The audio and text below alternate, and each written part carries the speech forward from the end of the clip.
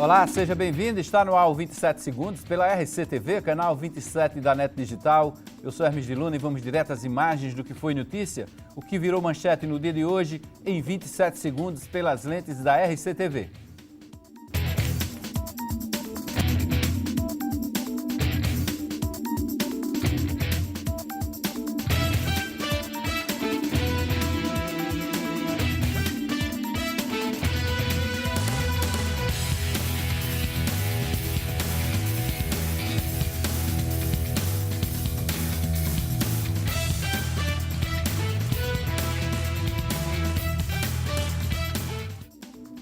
Hoje, aqui nos estúdios da RCTV, ao vivo, nós recebemos o juiz do trabalho, Dr. André Machado. Ele é presidente da AMATRA, que é a Associação dos Magistrados do Trabalho, aqui na Paraíba, que é a 13ª região.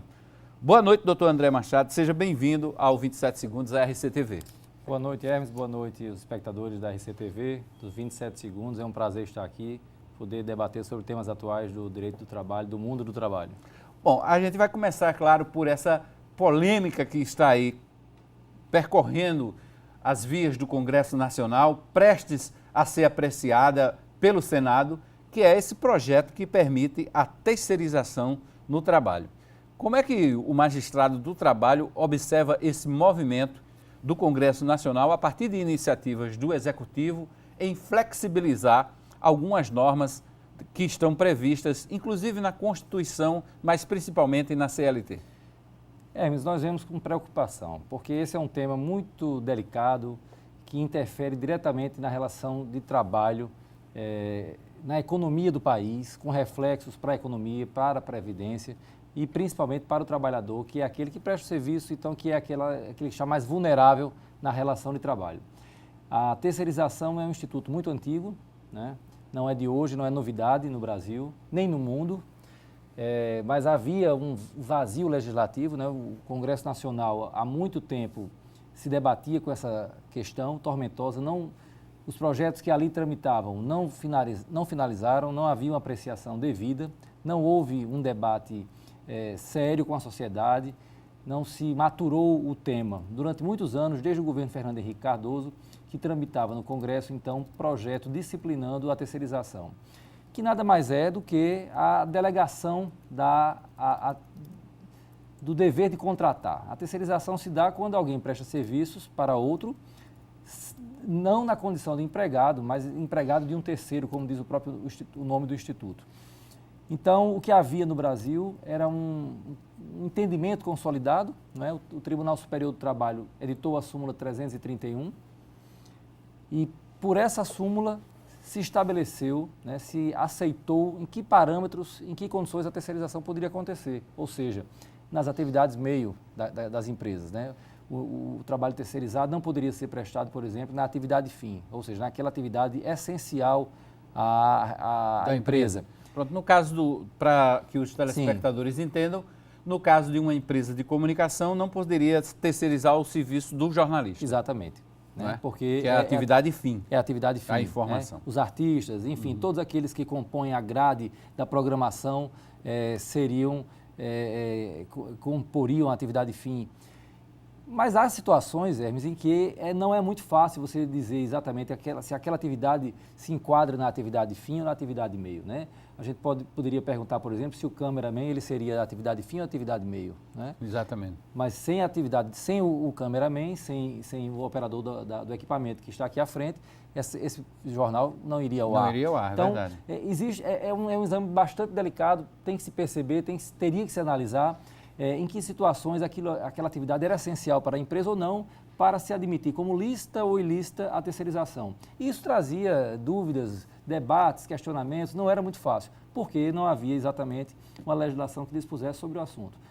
Recentemente, o Congresso Nacional, então, resolveu apreciar os projetos que ali estavam dormitando e aprovou-se, um projeto de lei que terminou virando lei, que alterou a Lei 6.019 de 1974, que é uma lei muito antiga. E veja, Hermes, a confusão que ficou estabelecida, porque essa lei dispunha sobre o trabalho temporário, né, que é outra modalidade de trabalho assemelhada, com algumas semelhanças ao trabalho terceirizado, mas que também com muitas diferenças. E essa lei 6.019, ela ficou transfigurada, porque ela passou a regular tanto o trabalho temporário como o trabalho de prestação de serviço. E os seus artigos ali, eles se misturam, ora dispondo sobre um instituto, ora sobre outro, e é isso que nós temos hoje. Na verdade, nós não temos mais um projeto, nós já temos uma lei em vigor, né, já sancionada pelo presidente Temer, e que foi recebida com muita alegria, digamos, com muito entusiasmo pelo setor empresarial, que ansiava por essa liberação da terceirização no país em atividades meio-fim, né, ou seja, de forma irrestrita. Mas, Hermes, há algumas críticas a serem feitas a essa lei que foi aprovada. A lei não é clara, a lei continuou, deixou ainda alguns questionamentos no ar, né, porque a lei, quando fala da prestação de serviços, ela não se refere à terceirização, mas ela fala à prestação de serviços, ela não diz que a prestação de serviços poderá ocorrer na atividade fim da empresa. Diz que poderá ser em serviços certos e determinados, né? Diferentemente do trabalho temporário. No trabalho temporário, a lei é clara, é explícita, diz que o trabalho temporário poderá ser prestado na atividade meio e na atividade fim.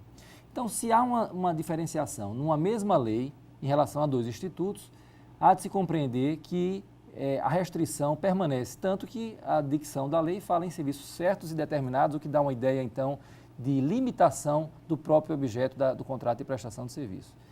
Então, é isso que nós temos no Brasil hoje. É uma lei que já em vigor, uma lei que, aos olhos de nós que somos operadores do direito, em especial do direito do trabalho, é uma lei que não garante ao trabalhador a observância dos seus direitos trabalhistas, né? Por exemplo, ela prevê que o tomador, aliás, o contratante, que é que é a empresa no caso, ela é responsável apenas de forma subsidiária pela quitação dos débitos dessa relação de trabalho, dessa prestação de serviço, e não de forma solidária, né? Como, aliás, prevê um projeto de lei que tramitava no Senado e que ainda não foi concluído, não foi votado. Então, o trabalhador ficou sem a salvaguarda esperada, né, almejada e tanto debatida nesse longo trâmite legislativo. Doutor André Machado, o senhor como juiz de direito do trabalho, o senhor entende que precisava haver uma modernização da legislação trabalhista no Brasil? Porque os setores empresariais, até mesmo os trabalhadores, cada um defendendo suas categorias, suas classes, entendem que a lei é ultrapassada em alguns pontos, deveria ter uma flexibilização, deveria permitir até mais direitos para o trabalhador. Como é que o senhor vê isso? Olha, muito se fala que a lei precisa ser modificada, reformulada, flexibilizada. Fala-se que a CLT é septuagenária, de fato, mas a CLT já foi alterada inúmeras vezes. A CLT não é a mesma de quando editada, de 1943. Muitos dos seus artigos já foram modificados. Então, não se pode dizer que não houve uma evolução no campo do direito do trabalho. Alguns institutos foram incorporados à CLT, há exemplo das horas in itinere, por exemplo, né, que são aquelas horas, aquele tempo em que o empregado gasta no trajeto entre o seu local de trabalho e um local de difícil acesso. Então, em transporte fornecido pela empresa, ou seja, isso era também algo que era tratado somente no âmbito de jurisprudência e hoje já incorporada ao texto da consolidação. Então, a CLT, ela vem se modernizando, ela vem de alguma forma acompanhando essa evolução das relações de trabalho. Agora, é verdade que alguns ajustes precisam ser feitos, há uma demanda do setor empresarial, do setor patronal, há uma demanda da própria classe trabalhadora em alguns aspectos, né, porque a lei precisa acompanhar a evolução dos fatos da sociedade e essa evolução ela está sendo feita. Agora também com algum temor da nossa parte, porque o debate tem sido muito assodado, porque a crítica, Hermes, que se faz é que muitas vezes os projetos eles ficam no Congresso muito tempo, muitos anos, sem qualquer debate, os projetos ficam ali parados e de uma hora para outra resolve-se então apreciar aquilo ali a toque de caixa, né, num ambiente tumultuado como nós vivemos hoje no Brasil, em que as notícias de denúncias de corrupção, Operação Lava Jato, a reforma da Previdência em trâmite, ou seja, um ambiente muito tumultuado no Congresso e muitas vezes esse debate fica prejudicado, né, sem a interlocução necessária com os setores, né, patronal, profissional, no sentido de se encontrar a melhor alternativa para construir um texto que seja moderno, mas que seja responsável, que seja também consentâneo com o texto constitucional que nós temos. Nós temos uma Constituição que protege o trabalhador, foi uma Constituição que não é à toa que ela tem a alcunha de Constituição cidadã, porque ela trouxe inúmeros dispositivos de proteção ao trabalhador, né, urbano e rural. Então, não se pode ignorar, nesse contexto, nesse cenário, a disposição da Constituição, que é a nossa matriz, né, matriz legal. Então, é preciso que esses projetos que tramitam, eles sejam amadurecidos e que não possamos ultrapassar aquele limite que nos é imposto pela Constituição Federal. Uhum. Ok, deixa eu registrar aqui a audiência do advogado João Abrantes, do jornalista Gilson Souto Maior, que está lançando nos próximos dias um livro sobre a história da televisão paraibana. A RCTV está presente também neste livro, no registro de Gilson Souto Maior. Manuelito Freire, que está nos assistindo também, e lá de Nova York, quero até que ela dê uma opinião aí, como é que está a transmissão via Facebook, nossa diretora comercial, Paula Gentil, que está nos acompanhando também nessa entrevista com o juiz do Direito do Trabalho, Dr. André Machado, que é presidente da AMATRA, que é a Associação dos Magistrados do Trabalho da 13ª Região, que representa a região aqui da Paraíba. Nós vamos ao intervalo e a gente volta em seguida com o segundo bloco do 27 segundos. Pessoal do Facebook, a gente vai dar um tempo e volta também com a transmissão do segundo bloco dessa entrevista aqui ao vivo nos estúdios da RCTV. Fique ligado.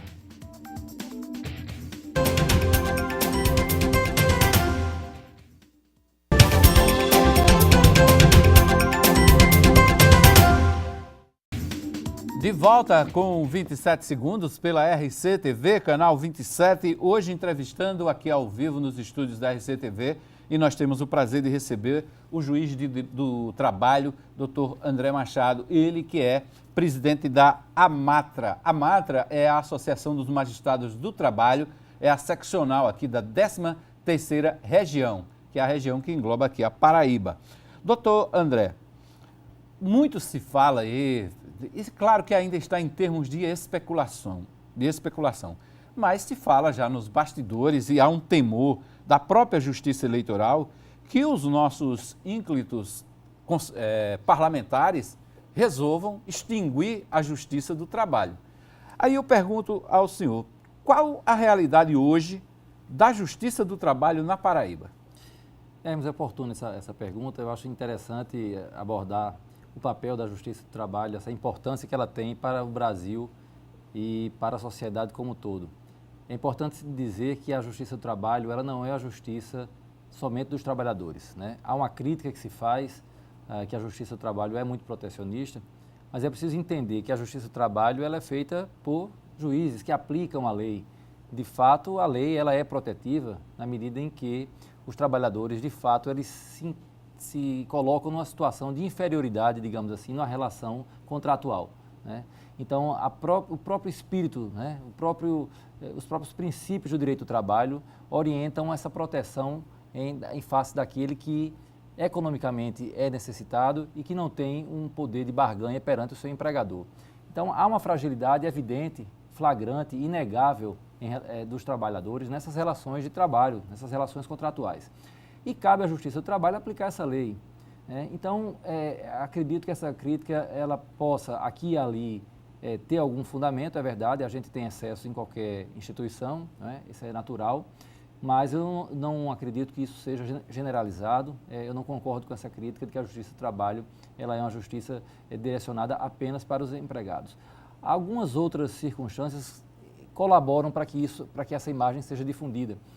Nós temos no processo do trabalho, diferentemente do que acontece na justiça comum, uma acumulação de pedidos.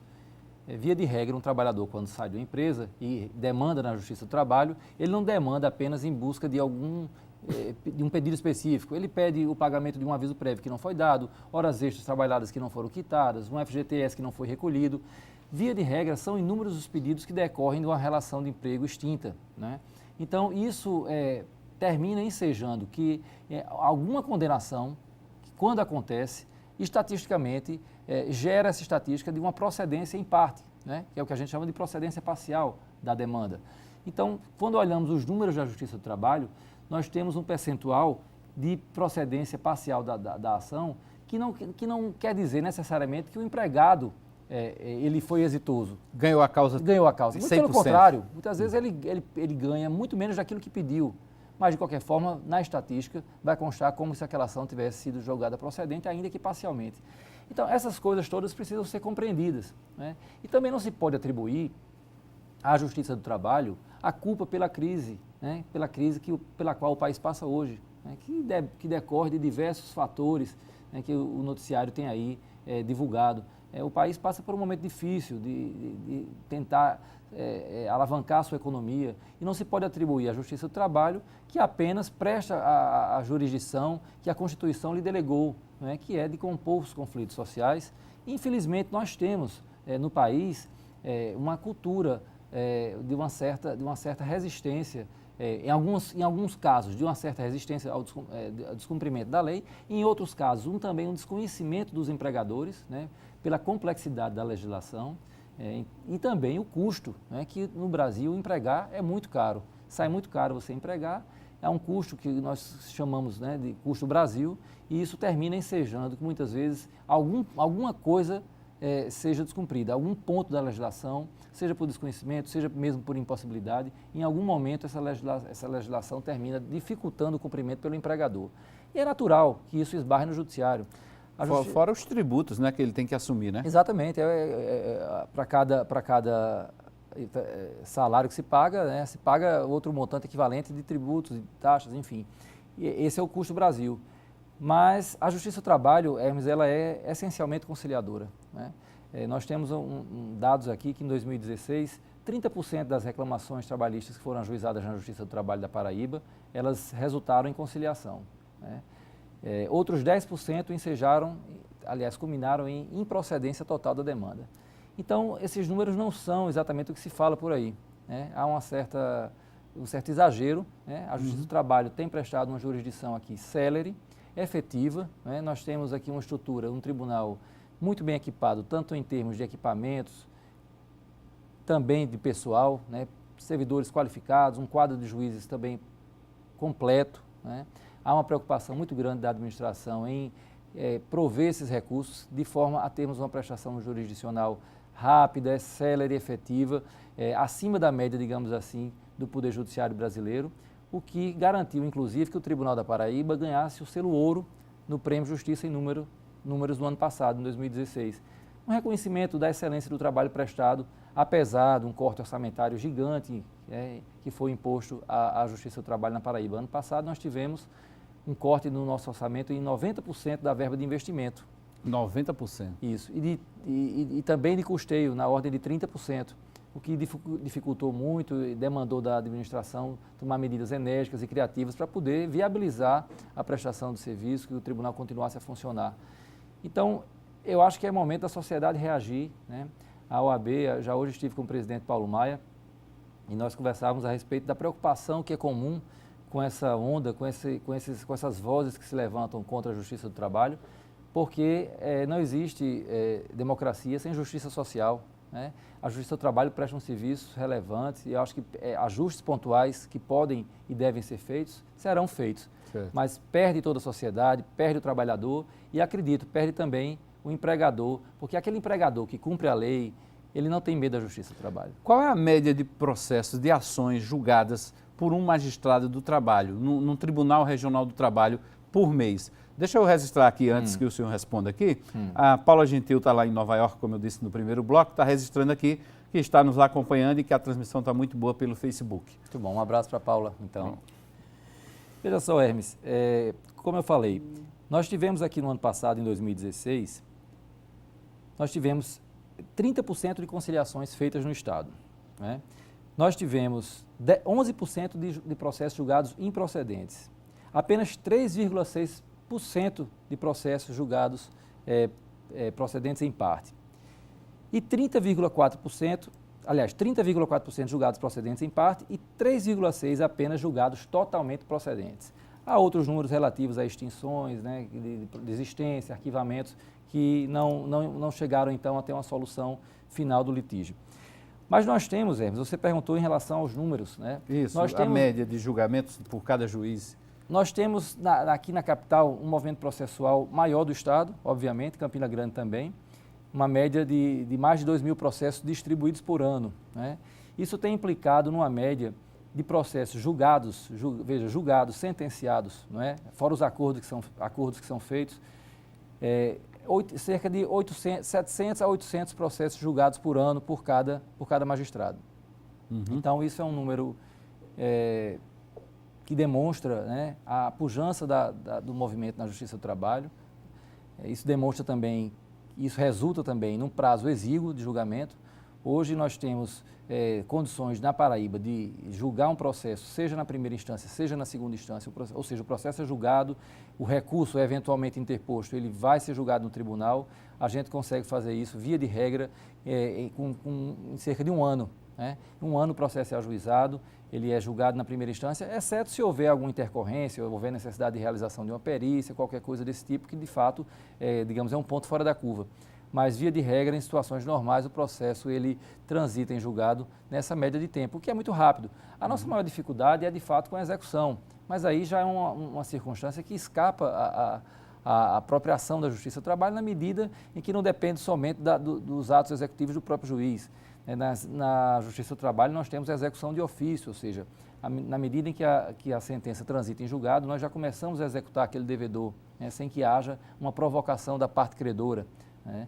Mas muitas vezes nós não encontramos bens, né? Utilizamos os recursos, os meios eletrônicos de pesquisa, mas procuramos também através de penhorar bens, através de oficial de justiça, mas muitas vezes nada disso resulta em sucesso. Muitas vezes nós temos execuções que não são efetivadas, não porque a Justiça do Trabalho não queira, não porque não se tente a todo custo satisfazer esse direito, porque na verdade não adianta você reclamar na justiça, você ter uma sentença e essa sentença não ser executada, porque o que vale, na verdade, é receber a prestação pecuniária que é fruto do reconhecimento daquele direito. Mas a Justiça do Trabalho na Paraíba está presente em todo o território da Paraíba, né, através das varas que também estão distribuídas pelo interior do estado. Recentemente, Hermes, a vara do trabalho de Monteiro foi removida para Campina Grande. O Tribunal do Trabalho teve essa iniciativa, justamente observando que naquela localidade o número de processos era diminuto, né? E, embora merecesse a população todo o cuidado, toda a atenção. Foi por conta da crise financeira? Não, na verdade não foi crise financeira, porque, como eu lhe falei, o ano passado nós tivemos aquele contingenciamento, mas Sim. As medidas adotadas pelo Tribunal possibilitaram o pleno funcionamento de todas as atividades do Tribunal. Mas o que nós observávamos, o que o Tribunal observou é que na vara de Monteiro, por exemplo, nós tínhamos uma média de processos por ano de cerca de 200 a 300 processos por ano. Nós tínhamos uma preocupação muito grande com o cidadão daquela jurisdição, na medida em que é dever do Estado prestar a prestação jurisdicional é dever do Estado. No entanto, prevaleceu no Tribunal o entendimento de que mais serviria à população como um todo o deslocamento dessa vara para Campina Grande, né, que será instalada agora em maio a 6ª vara do trabalho de Campina Grande, porque poderia ser atendido um contingente maior populacional com a redução dos prazos da tramitação dos processos. E o tribunal teve um cuidado também de não deixar a população daquela região, Hermes, à deriva, né, abandonada. Deixou-se lá um posto da Justiça do Trabalho e o cidadão que reclamar, né, que entrar com um processo no posto avançado da Vara do Monteiro, ele pode optar, inclusive, para que a audiência aconteça naquela localidade, com a designação de um juiz do trabalho substituto, que se deslocará de Campina Grande a Monteiro. Como o processo nosso é todo virtual, não houve um prejuízo efetivo ao cidadão com esse deslocamento da vara para Campina Grande.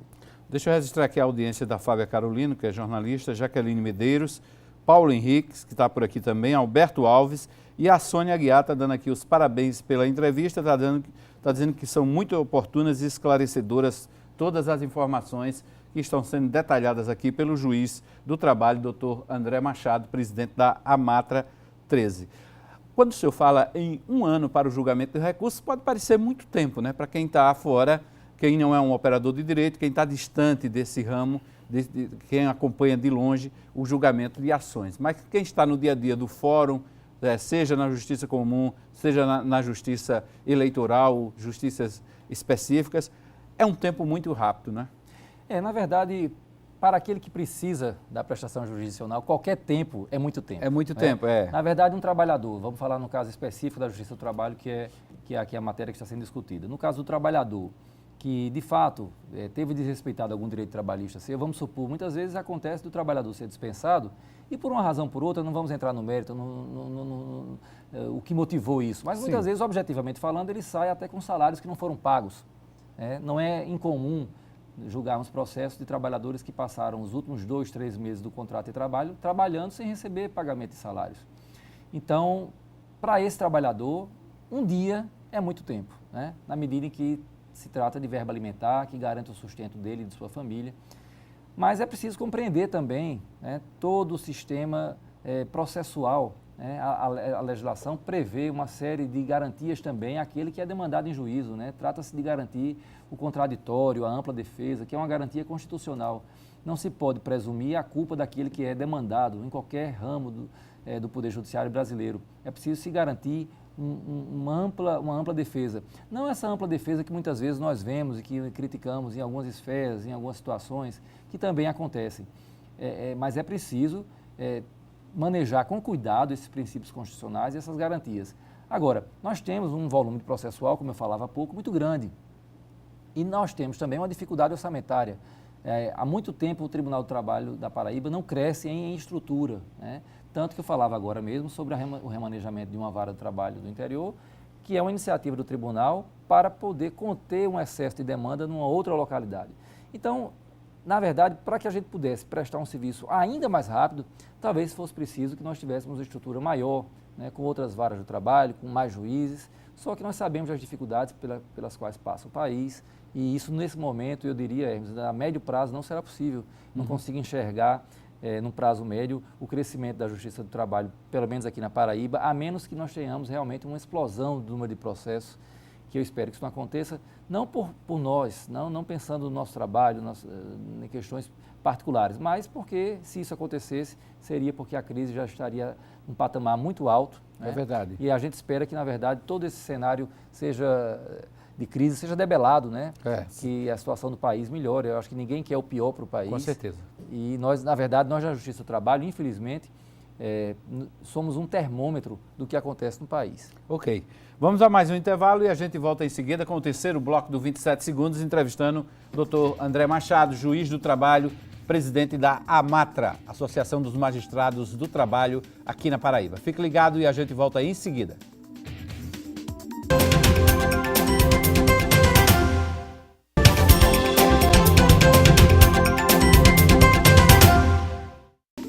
De volta com o 27 Segundos pela RCTV. A gente vai retomar a entrevista com o doutor André Machado, juiz do trabalho, daqui a pouquinho, porque tem notícia boa para as cidades abastecidas por Boqueirão.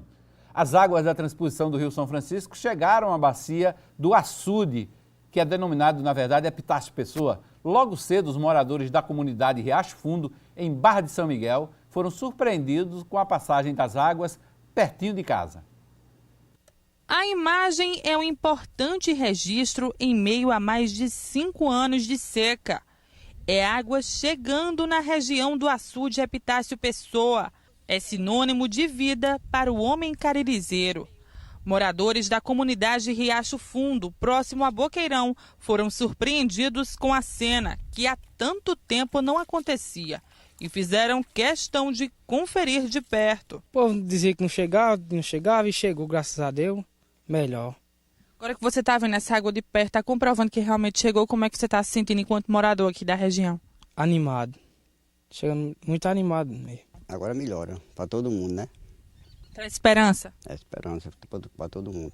As águas da transposição do Rio São Francisco chegaram à bacia hidrográfica do açude Epitácio Pessoa na manhã desta quarta-feira. Foi cumprido o prazo estimado pelo Ministério da Integração, que preveu de 30 a 40 dias para que as águas do São Francisco encontrassem as do manancial, a contar do dia 6 de março.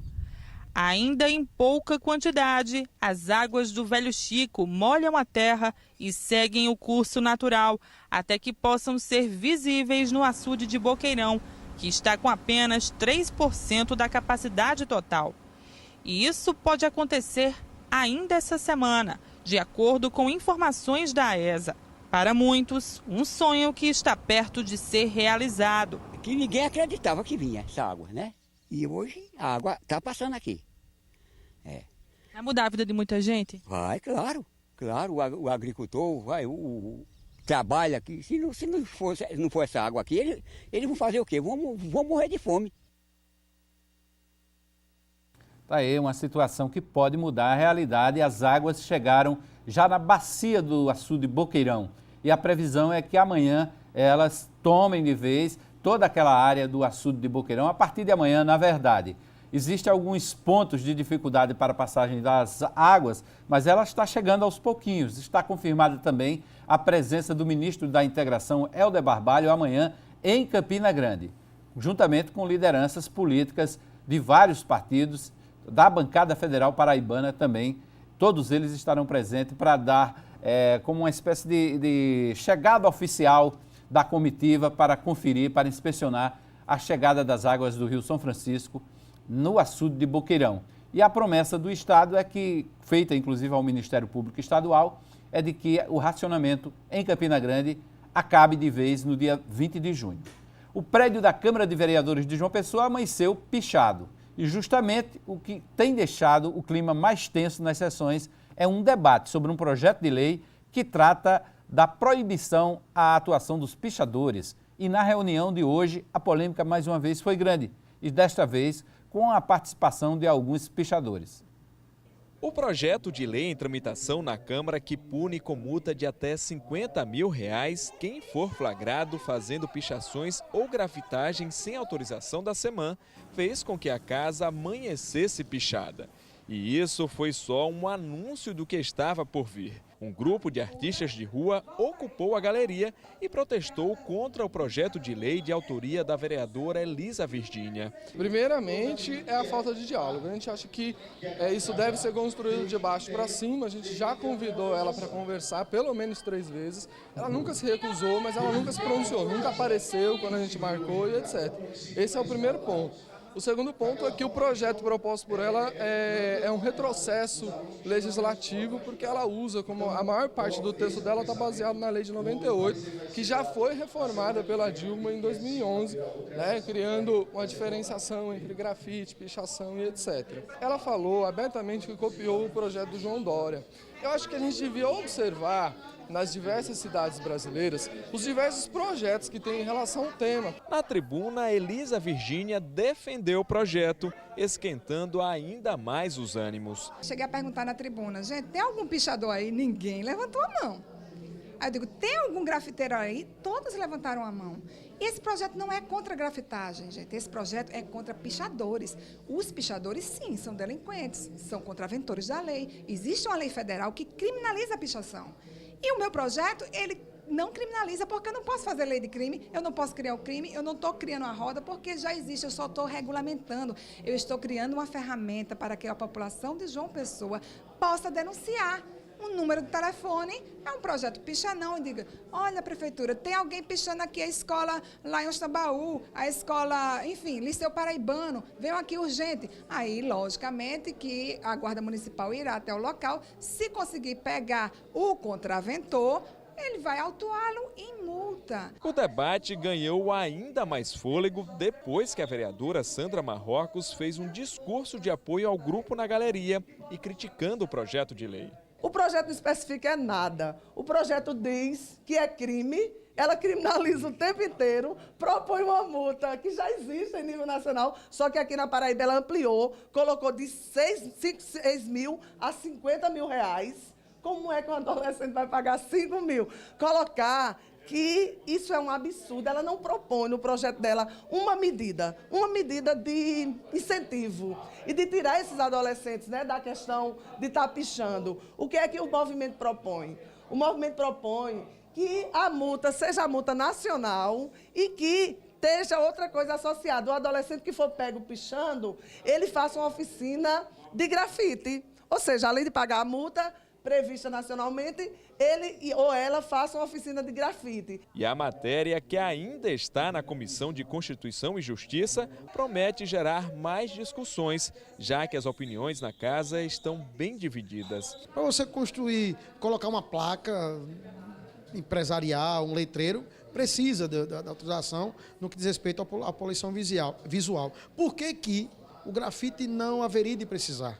É Claro que precisa, entendeu? O ordenamento da cidade tem que servir para todo mundo. As pessoas não podem, por qualquer outro despeito ou desculpa, estar à margem do ordenamento que serve para todo mundo. É um projeto inócuo, porque eu acho que já é crime. Quem picha já tem leis federais, né, que levam o infrator à prisão até. Então, a gente com tanta coisa importante para discutir aqui, projetos importantes como estão sendo apresentados, está se perdendo tempo com isso, com uma coisa que já existe, uma lei que define. Eu não vim para aqui para isso. De volta agora com a entrevista com o doutor André Machado, que é juiz do trabalho. Doutor André, hoje, por sinal, foi entregue pelo relator do projeto, o Marinho, que é um deputado federal lá da Bahia, o relatório que trata da reforma trabalhista. Tem vários pontos a reforma trabalhista, mas tem alguns que já estão sendo destacados pela imprensa de uma forma geral. É claro que ainda está em forma de relatório, de um parecer, ainda falta passar pela aprovação do plenário da Câmara, ainda vai para o Senado, vai para a sanção presidencial. Mas, por exemplo, tem um ponto aí que me parece que vai ser engatilhado, que é férias em 3 etapas. Né? Pontos como esse, a Justiça do Trabalho geralmente discorda ou acha que essa flexibilização pode acontecer desde com a anuência do trabalhador? Veja, Hermes, especificamente no ponto das férias, é preciso entender, né, qual é a finalidade das férias. As férias, elas não são destinadas a outra coisa senão garantir o descanso do trabalhador, né, garantir a rigidez física e mental desse trabalhador, que está submetido a uma carga de trabalho e que periodicamente precisa, então, ter o descanso. Né? A ideia faz parte de um sistema, as férias fazem parte de um arcabouço jurídico trazido, como eu falei, pela Constituição Federal. São diversas normas que pretendem, que garantem ao trabalhador a saúde, né? A eliminação dos riscos no ambiente de trabalho, um ambiente de trabalho salubre. Então, é preciso ter cuidado também, é preciso debater e ter um estudo científico a respeito disso para saber até que ponto essa modificação pode alterar a finalidade da norma. Na verdade, as férias, elas não têm um viés econômico, ela tem um viés de garantia da saúde mesmo do trabalhador. Então, são pontos que trazem alguma preocupação nossa. Nós não temos uma posição fechada especificamente sobre isso. Se parcelar as férias em 3 períodos, isso por si só é ruim, se somos contra ou somos a favor, mas a priori isso causa uma certa preocupação por essas questões que eu falei. Esse projeto de lei que tramita na Câmara, ele precisa ser melhor debatido, com mais tempo, né, para que nós possamos...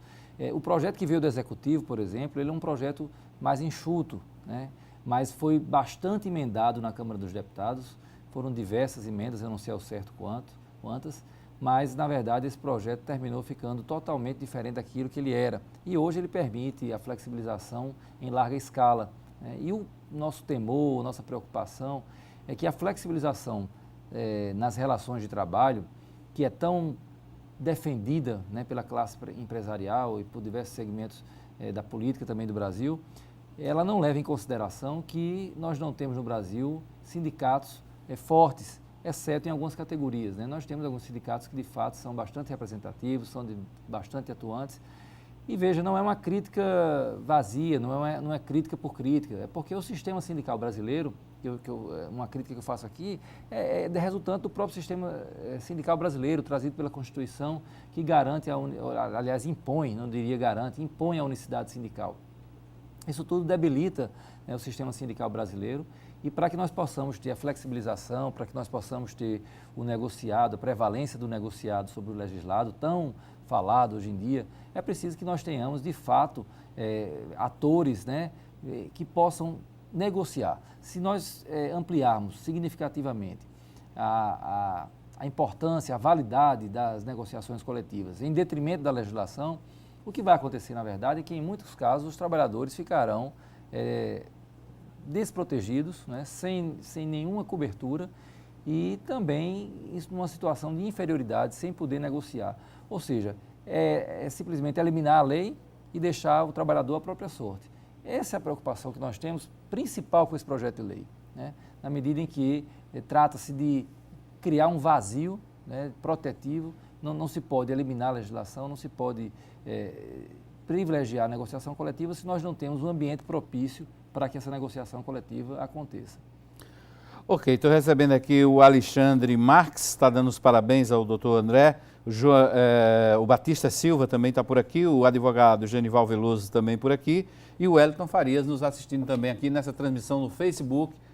Daqui a pouquinho a gente volta com o quarto e último bloco do 27 segundos e a gente comenta aqui outros pontos da reforma trabalhista que está sendo proposta e está em tramitação no Congresso Nacional com o doutor André Machado, ele que é juiz do trabalho aqui na Paraíba. Fique ligado e a gente volta em seguida.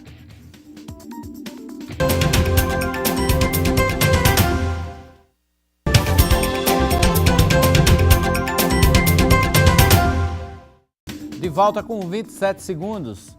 Os professores da UEPB, a Universidade Estadual da Paraíba, entraram em greve. A paralisação deixa mais de 18 mil alunos sem aulas. Eles reivindicam reajuste salarial e o cumprimento do orçamento da universidade. Ao todo, são 8 campi espalhados pelo estado e cerca de 1.300 professores parados. Precisamos combater esse cenário de crise, precisamos combater essa postura do nosso governador, precisamos combater a postura do reitor, mostrando que a comunidade acadêmica não admite nenhum ataque. Além da reposição das perdas salariais de 23,61%, a categoria tem outras reivindicações. Nossa greve é uma luta pelo respeito à autonomia da universidade, nossa greve é uma luta pelo respeito ao orçamento da universidade, que da última vez o governo já cortou 27 milhões de reais, agora para 2017. A nossa greve é uma luta pela reposição salarial de 23,61%, pela liberação das progressões funcionais. Nós temos há 3 anos sem qualquer reposição salarial. Nossa greve é uma luta por concurso público para professor na Universidade Estadual. A nossa greve também é em defesa dos estudantes que passaram no Enem, porque o reitor já anunciou que vai cancelar uma das entradas. A primeira, ele já disse que manteve, mas tem um risco de em agosto não ter a segunda entrada dos alunos que passaram no Enem. Nós queremos que todos os alunos que passaram no Enem entrem na UEPB. Também nossa luta é contra a demissão de colegas professores substitutos. Já foi anunciado algo em torno de 150 demissões como consequência dos cortes orçamentários. Segundo o reitor, hoje, o orçamento repassado pelo governo estadual, em vez de permitir crescimento da universidade, tem levado à clara possibilidade de retrocesso. Já não há mais capacidade da universidade de tirar mais, de cortar mais de lugar nenhum, a não ser que feche setores. E pelo que está se propondo, pelo que está se propondo de redução da proporção da UEPB no orçamento do Estado, é para que a UEPB volte à realidade de 2005. Ou seja, fechar o campus de João Pessoa, fechar o campus de Araruna, fechar o campus de Patos e fechar o campus de Monteiro. Pelo que o governo está impondo à UEPB, há uma nítida indicação de que a UEPB deverá voltar para a realidade de 2005. De acordo com o presidente do Sindicato dos Professores, o governo do estado está se aproveitando do discurso de crise, mas é possível sim atender às reivindicações. Se você pegar o orçamento do estado entre 2010, a arrecadação do estado entre 2010 e 2016, houve um acréscimo de 82% no orçamento do estado. Se você pegar só entre 2014 e 2016, foram 510 milhões de reais a mais na arrecadação do estado. Se você pegar janeiro de 2017, arrecadou 54 milhões de reais a mais do que 2016. Então o governo ele se aproveita, de certa forma, do discurso de crise para dizer que está em terra arrasada, e não tem isso. O secretário estadual de Planejamento, Fábio Maia, disse que o governo está aberto ao diálogo com os professores. No entanto, o governo não trata de aumento do repasse do 12º porque, segundo ele, este é um momento de crise. Ainda, de acordo com o secretário, a atual realidade é de adequação e que a universidade gasta 82% do orçamento só com o pagamento da folha de pessoal, o que, segundo o secretário, é totalmente inviável para a manutenção da instituição. Está aí as explicações do governo do estado. Vamos voltar aqui à entrevista com o doutor André Machado, ele que é juiz do direito. Doutor André Machado, a gente está falando muito dessa relação de trabalho, né, entre empregado e empregador. A reforma trabalhista pode modificar essa relação. Aí a gente vai ter que saber se é para pior ou se é para melhor. Quem sai mais perdendo nessa situação? Mas hoje, Já há uma mudança de mentalidade quando as duas partes sentam numa mesa em frente ao magistrado do trabalho. Geralmente há vamos dizer assim, um tratamento mais profissional da causa ou ainda parte para o ataque, para aquela coisa mais passional, emocional? Olha, Hermes, essas situações acontecem, infelizmente, né? Mas eu diria que não é o cotidiano, não é o dia a dia nosso da Justiça do Trabalho. Como eu lhe falei no início, a Justiça do Trabalho ela privilegia a conciliação, né? Faz parte da própria formação do magistrado do trabalho, esse espírito conciliador, né? É um princípio que nos orienta no nosso dia a dia na jurisdição. Então, o que acontece é que, em primeiro lugar, se tenta ao máximo evitar o julgamento da causa, porque entendemos que a melhor sentença é um acordo, né? Não porque exime a Justiça do Trabalho de sentenciar, de decidir o caso, mas é porque as partes, melhor do que ninguém, sabem a verdadeira versão dos fatos que aconteceram, né? A realidade dos fatos, só quem conhece é quem viveu esses fatos. Então, nós temos essa mentalidade, tentamos trabalhar com os atores, né, com aqueles que chegam à nossa mesa de audiência, como você bem falou, essa possibilidade de evitar o conflito, de mostrar as vantagens de fazer um acordo, as vantagens para cada um, a responsabilidade que cabe a cada um, né, inclusive de trazer ao juízo as provas dos fatos que alega. Uhum. É verdade, há alguns casos, algumas situações em que o emocional ele prepondera, né, sobre a razão, e nós temos aí algumas situações em que, de fato, há um acirramento maior, mas eu acredito que, como nós conversávamos há pouco, o número de advogados que hoje militam na Justiça do Trabalho, ele aumentou bastante, né, no reconhecimento da importância da Justiça do Trabalho. Também as recentes mudanças na Constituição Federal, que trataram da competência da Justiça do Trabalho, tornaram as nossas demandas mais complexas. Hoje se discutem situações mais complexas, como o dano moral, por exemplo, o assédio, em detrimento de outras matérias mais simples que faziam parte do nosso cotidiano, e tudo isso traz uma qualificação para aqueles que atuam também pela advocacia, que reflete no nosso trabalho, né? Então, acredito que o ambiente, conquanto seja ali, muitas vezes decorrente, derivando de uma relação de trabalho conflituosa, o nosso trabalho tem sido nesse sentido, de apaziguar, né, de que os ânimos sejam, enfim, as partes possam convergir para um acordo ou para que o julgamento da lide seja o mais justo possível, né? Esse é o trabalho que nós fazemos, esse é o nosso maior esforço, colher as provas com afinco, né, descobrir a verdade, que muitas vezes não é fácil de ser descoberta, muitas vezes a verdade fica ali escamoteada, muitas vezes há uma dificuldade de extrair a verdade dos fatos a partir de tantos depoimentos contraditórios, mas esse é o trabalho do juiz e que nós fazemos buscando essa verdade. Doutor André, pelo que eu vi, pelo que eu senti, nessa proposta de reforma trabalhista que está tramitando no Congresso Nacional, há uma clara intenção do legislador de tirar poderes das entidades representativas de classe.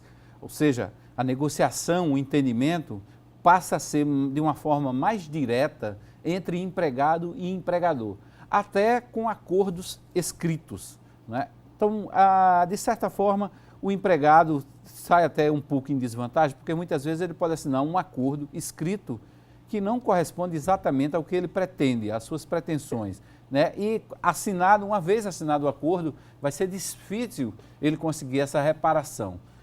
Isso mostra uma tendência que se vê no mundo todo ou só aqui no Brasil? Afastar um pouco o poder do sindicalismo?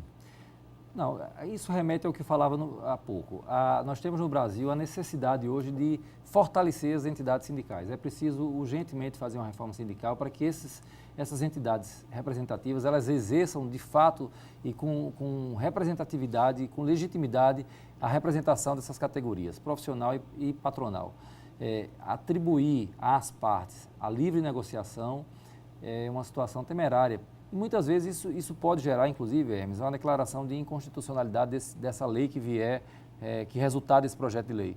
Porque a Constituição Federal, ela reconhece a validade das convenções e dos acordos coletivos, mas justamente por isso ela impõe que muitas vezes alguns direitos sejam flexibilizados, negociados, diante de uma negociação coletiva, em que estejam os sindicatos presentes. o próprio trabalhador firmar acordos individuais, renunciando a direitos garantidos por lei, é temerário porque, como você bem falou, isso acontece num cenário em que o trabalhador precisa muitas vezes daquele emprego, ele precisa aceitar aquelas condições, sob pena de não ser contratado. Isso é uma realidade, não é ficção, isso aí é uma realidade do Brasil. Então é preciso estar atento a isso para evitar que haja, digamos, essa precarização nesse sentido. E é o que você me perguntou sobre o papel das entidades sindicais em outros países, é exatamente isso que eu falo. Os sindicatos eles têm essa atuação muito forte. Muito forte, né? Muito forte, porque é uma questão cultural, né? Então, a negociação existe, ela é muito forte também. No Brasil, ela, em comparação a outros países, a negociação lá fora, ela acontece com muito mais presença, com muito mais... ela, de fato, ela está sempre presente nas relações de trabalho, mas existe um outro cenário, existe um cenário legislativo totalmente diferenciado do nosso. A própria situação do trabalhador é completamente diferente, né? Sim, porque no Brasil nós temos a começar pelo desemprego, né? Claro. Um momento de crise em que o trabalhador que perde o seu emprego, ele fica ali premido por essa situação, ele precisa de uma nova colocação. É verdade. O ano passado a gente encerrou o ano com 12 milhões de desempregados, já chegamos a 13 milhões e meio. E sem falar nas desigualdades, né, que nós temos no país, nós temos regiões no país muito pobres, né, especialmente aqui no Nordeste, que a gente tem bolsões de pobreza, né, mesmo em áreas urbanas. Então, isso tudo cria uma situação em que o trabalhador se vê numa situação de necessidade, né? E essa necessidade tem que ser considerada no momento em que há uma relação ali entre as duas partes. Ok, doutor André Machado, queria agradecer sua presença aqui no 27 Segundos na RCTV. Muito obrigado pela entrevista. Mas eu que agradeço esse espaço, né? Agradeço a audiência dos espectadores da RCTV. Estou à disposição para voltar aqui em outro momento. É muito bom falar sobre o mundo do trabalho, sobre essa atualidade, o que vem acontecendo. É preciso debater o direito, é preciso debater a justiça, porque o melhor que temos a fazer é aprimorar, é aperfeiçoar e nunca pensarmos em acabar com a justiça do trabalho, seja ela, ainda que tenha ela alguns defeitos, que precise de aprimoramentos e aperfeiçoamentos. Então, eu lhe agradeço, estou à disposição. Ok, muito obrigado. A gente com certeza nós teremos outras oportunidades para conversar ainda mais sobre tudo isso que está se passando no Brasil, especialmente nessa relação entre empregado e empregador, justiça do trabalho como árbitro disso tudo aí. Final do 27 Segundos, a todos uma boa noite, amanhã estou de volta aqui na RCTV, 9 da noite com o 27 Segundos. Até lá.